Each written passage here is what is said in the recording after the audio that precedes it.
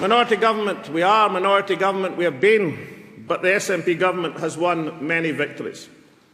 We have passed and are now implementing the most ambitious climate change legislation in the world.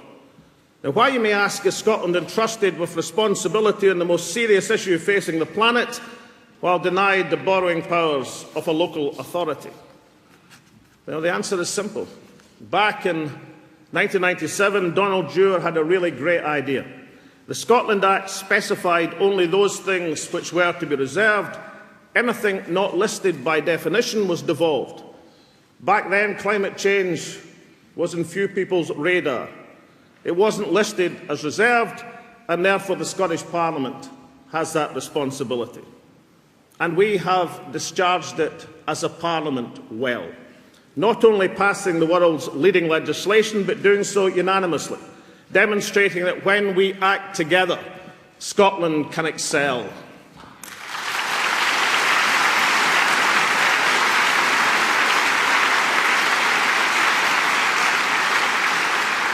We also lead the world in many of the renewable energy technologies. Fortune magazine, the business journal, carried an article with the headline, "Scotland rules the waves."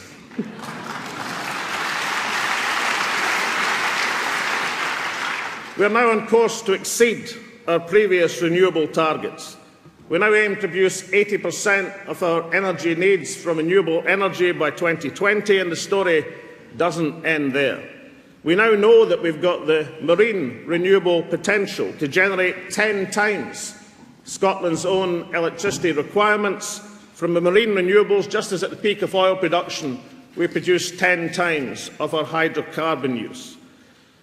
In the next few weeks, our government will be publishing a consultation paper on how Scotland and the communities of Scotland can benefit from the development of that vast renewable wealth. We all know what has happened thus far with oil and gas. This time round, Scotland must secure the resource benefit. There are many proposals, but let me tell you about just one. The Crown Estate Commission, which controls the four shores of Scotland, must be brought under the control of the Scottish people.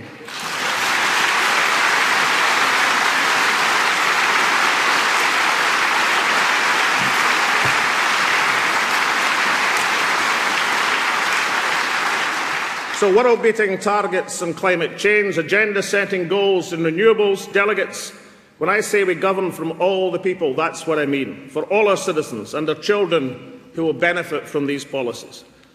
Not only that, when given the responsibility to act in the best interests of the world, then we govern well. And we act well for the people in our own communities.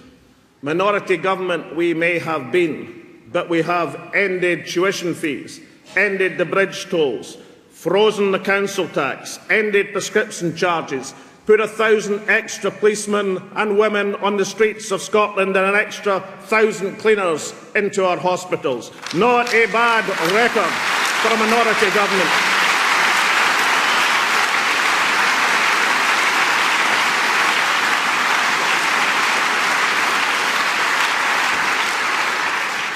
Now, these things are substantial advances for the nation, but it doesn't stop there. Extra police is not about numbers, it's about impact.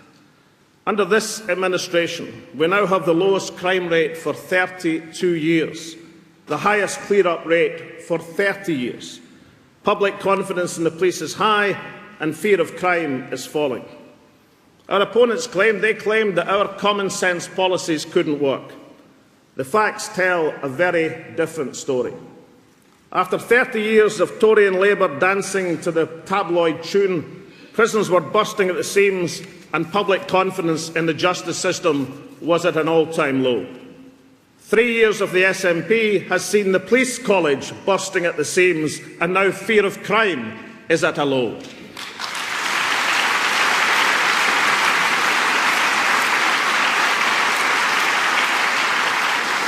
However, in the current mood of crisis, there is a cry that we should get rid of the policies which make Scotland different and distinctive.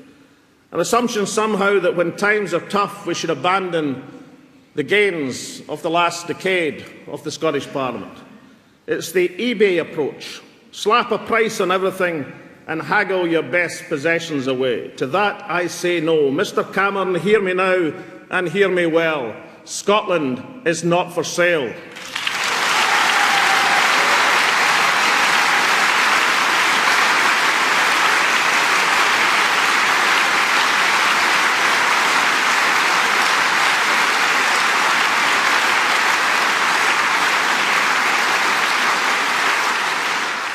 So let us reflect instead on the wisdom of two great Scots who died this year, Jimmy Reid and Eddie Morgan. In the 1970s, Jimmy led not just the shipyards but the country in responding to a great challenge. But more than that, he said it was the job of human beings to control their circumstances and not to allow their circumstances to devalue humanity. A rat race is for rats. We're not rats, we're human beings.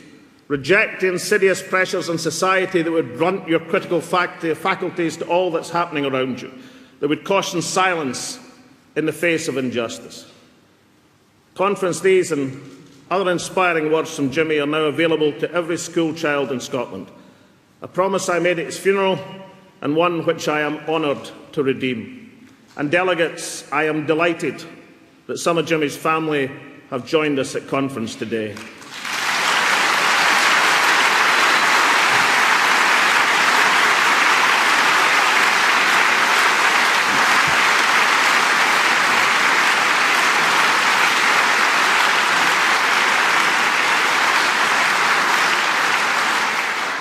Eddie Morgan was a great poet and Scotland's national macker. Being a poet laureate is no easy task. You have to write to order for great occasions. It can prove beyond the powers of some. For example, when confronted with the news of the death of Edward V, poet laureate Alfred Austin was moved to write, "Along the electric wire the message came, the king's no better, he is much the same."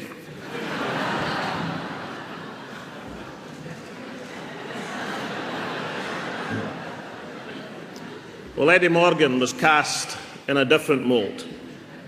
His poem to mark the opening of the new Parliament building got to the very heart of what is required from members of the Scottish Parliament.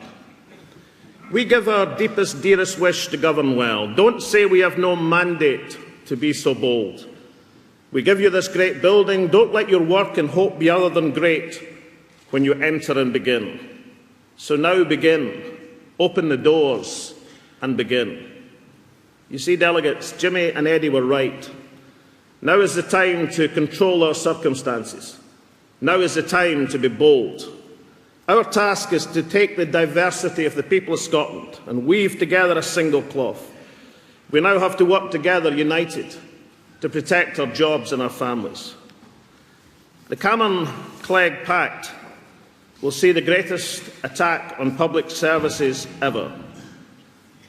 Now, for the Tory party, this is something of a happy moment, a chance to cut the state back.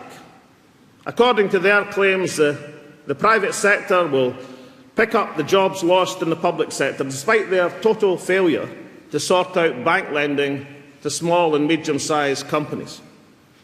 Well, I've got news for David Cameron. This is a question of economics, not cross fingers. The cuts are too fast and too deep. We said that at the beginning, we say it now, and I notice many more agree with us as time goes on. Do not sacrifice public services to appease your ideological gods. Do not let the people suffer for attitudes forged on the playing fields of Eton. As for Clegg, never has a politician turned so fast on so many promises. There was a survey once which claimed that a majority of people couldn't remember voting Liberal from one election to the next. Now the entire Liberal Party can't remember why they voted Liberal at the last election.